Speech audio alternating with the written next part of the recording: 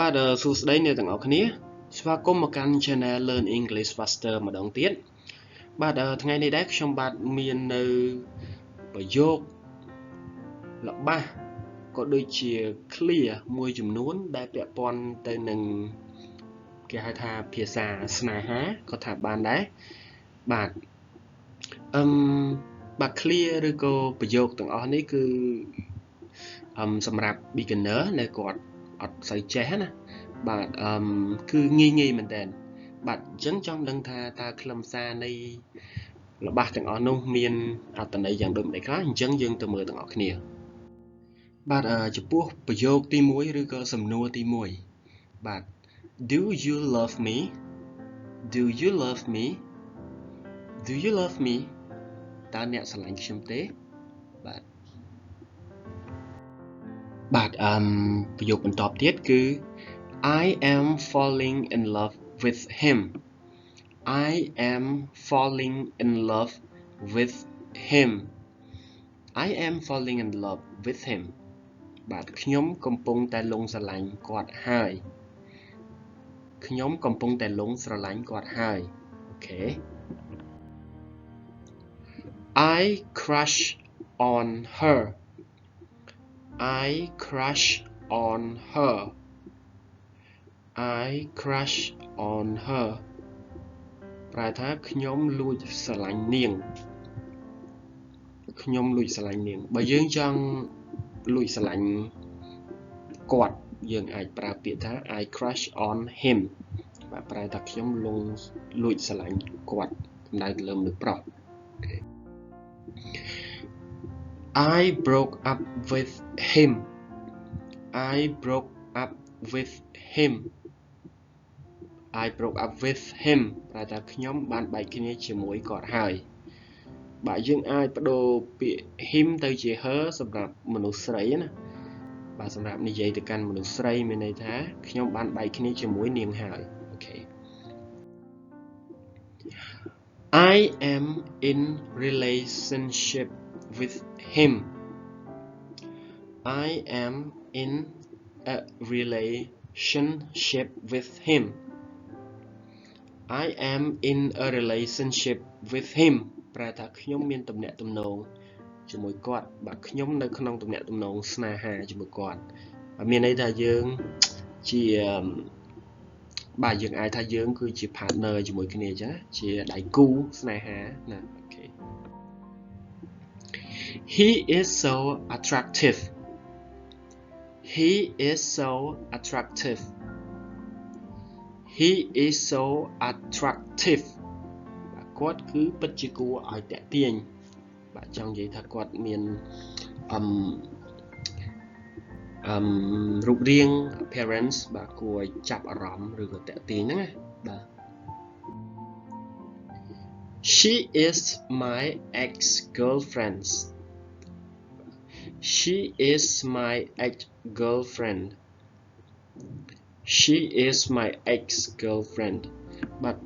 នាងគឺជាមិត្តស្រីចាស់របស់ខ្ញុំ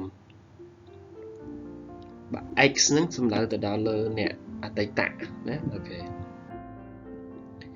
He is my ex-boyfriend He is my ex-boyfriend គាត់គឺជាអតីតមិត្តប្រុសរបស់ខ្ញុំបាទឬក៏ជាមិត្តប្រុសចាស់របស់ខ្ញុំ She is so gorgeous She is so gorgeous បាទនាងគឺពិតជាស្អាតណាស់បាទ gorgeous នេះគឺ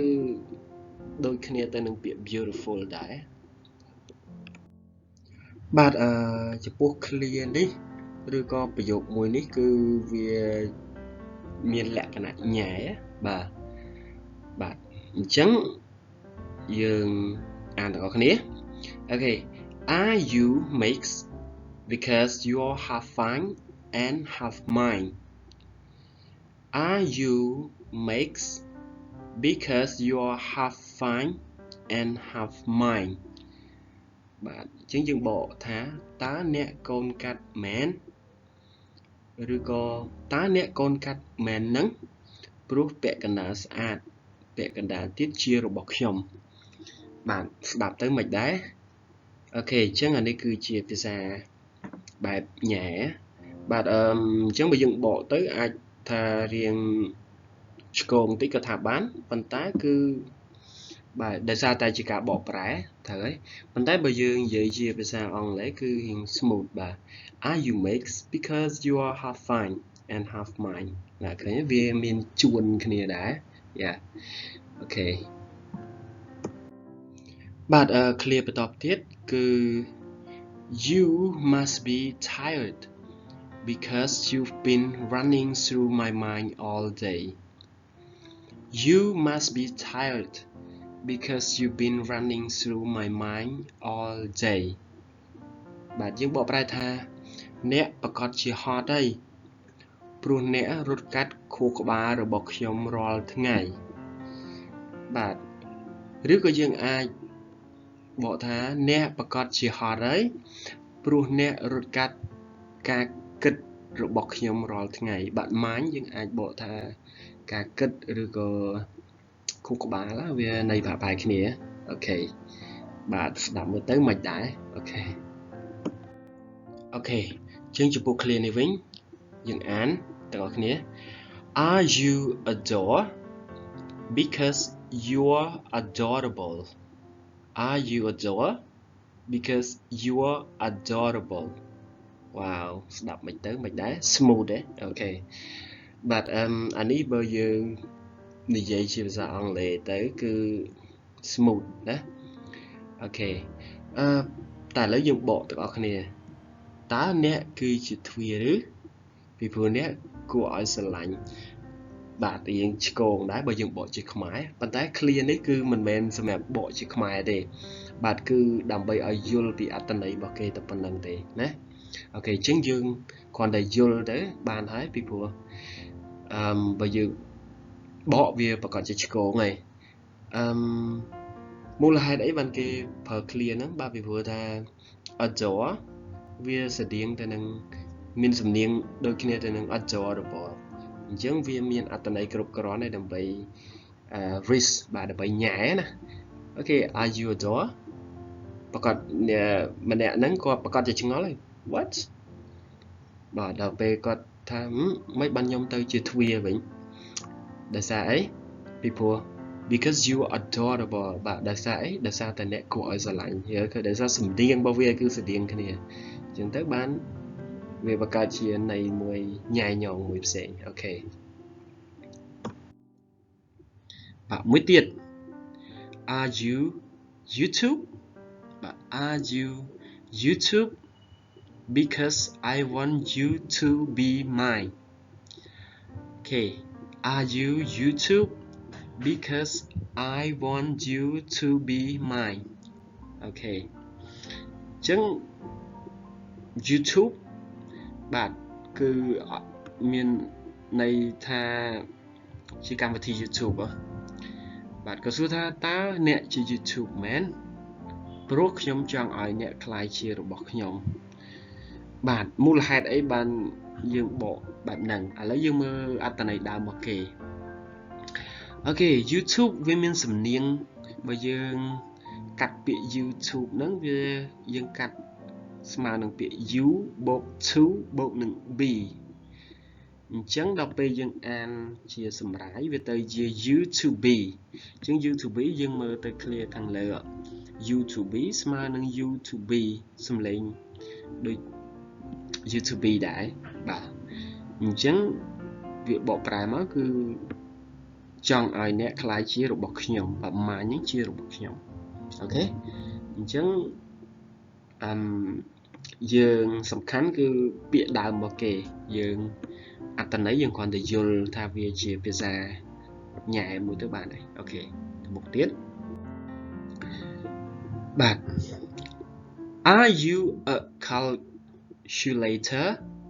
because you're the answer to all my problems Are you a calculator because you're the answer to all my problems បាទ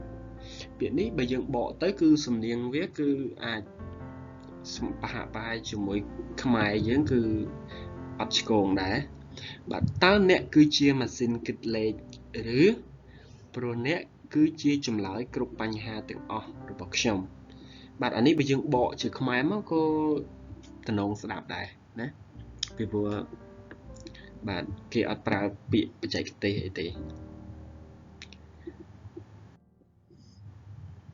បាទ clear នេះគេសួរថា do you have map because I just got lost in your eyes បាទម្ដងទៀត do you have map because I just got lost in your eyes បាទយើងបកមកជាខ្មែរតើអ្នកមានផែនទីឬអត់ព្រោះខ្ញុំវង្វេងក្នុងកែវភ្នែករបស់អ្នកហើយបាទអញ្ចឹងអានេះយើងបកជាខ្មែរមកក៏អាចទទួលយកបានដែរបាទគឺអត់ឆ្កងទេអូខេបាទអញ្ចឹងភាសាស្នេហាឬក៏ភាសាញ៉ែនៅក្នុងន័យជាភាសាអង់គ្លេសរបស់យើងគឺបានមកដល់ទីបញ្ចប់ហើយសង្ឃឹមថាអ្នកទាំងអស់គ្នានឹងបានចំណេះដឹងមួយថ្មីបាទអានេះមិនមែនជាចំណេះដឹងអីណាទេគ្រាន់តែជាពាក្យថ្មីclear ថ្មីដែលយើងអាចនិយាយបានបាទបើសិនជាយើងនិយាយលេងជាមួយមិត្តភ័ក្តិអីចឹងណាអូខេហើយវាមិនមែនជា formal អីទេយើងអាចនិយាយបានណាបាទអូខេហើយសង្ឃឹមថាបងប្អូនទាំងអស់គ្នាទស្សនាវីដេអូនេះហើយសូមជួយ subscribe ផងហើយខ្ញុំនឹងមានវីដេអូថ្មីបន្តទៀតដើម្បី post នៅលើ channel នេះផងដែរបាទអញ្ចឹងសូមអរគុណសូមជម្រាបលា